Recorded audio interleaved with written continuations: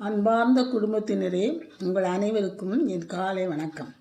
இன்று ஜூலை மாதம் 3ஆம் தேதி. நாம் சிந்திக்கும் ஜீவ வசனம் 12ஆம் சங்கீதம் 6ஆம் வசனம். 12:6. கர்த்தருடைய சொற்கள் மண் குகையில் 7 தரம் உருக்கி புடமிடப்பட்ட வெள்ளிக்கொப்பான சுத்த சொற்களாயிருக்கிறது. விலை மதிப்புள்ள அந்த வெள்ளி என்ற உலோகம்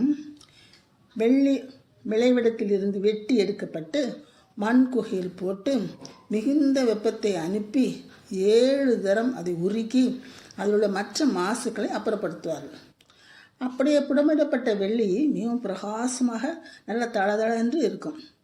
அதே போல தான் அநேகமாயிரம் வெள்ளியை பார்க்கிலும் கர்த்தர் ஆவியினாலே அருளப்பட்ட வேதம் மிகவும் நல்லது என்று கூறப்படுகிறது.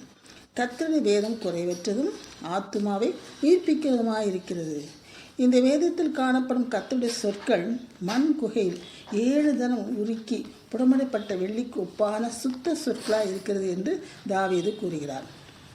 ஒரு பொருளை, அதாவது வெள்ளியை புடமிடும் பொழுது புடமிடுகிறவர்கள் அதன் அருகே இருந்து எந்த கவனத்தும் பார்த்து கொண்டே இருப்பார்கள்.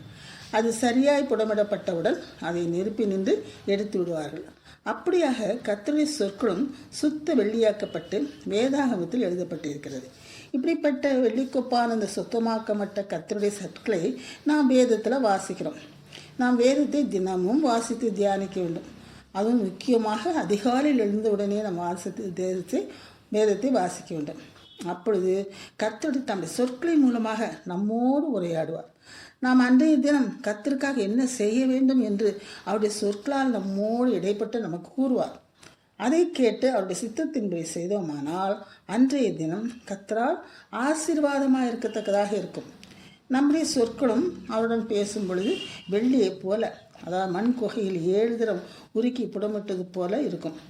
நம்முடைய வார்த்தைகள் வாழ்க்கையில் செம்மையானதாக தினமும் இருக்க வேண்டுமானால் நாமும் நம்முடைய சொற்களும் புடமிடப்பட்ட வெள்ளியாக சுத்திகரிக்கப்பட்டு அநேகருக்கு சாட்சியாக இருக்க உதவி செய்யும். ஜெபம். அன்புள்ள கர்த்தாவே, எங்களுடைய வாயிலிருந்து வரும் சொற்களை மண் குகையில் உருக்கி புடமிடப்படும் பொழுது இருக்கத்தக்கதாக உதவி புரியும் சுவாமி. அந்த வார்த்தைகளின் மூலம் உம்முடைய வார்த்தைகள் பிரதிபலிக்கப்பட்டு அநேக ஆத்துமாக்களை உம்முடைய சேர்க்க உதவி புரியும் சுவாமி. இனிய சொற்கள் அப்பா தேன் போல இனிக்கக்கூடியதாக இருக்குப்பா.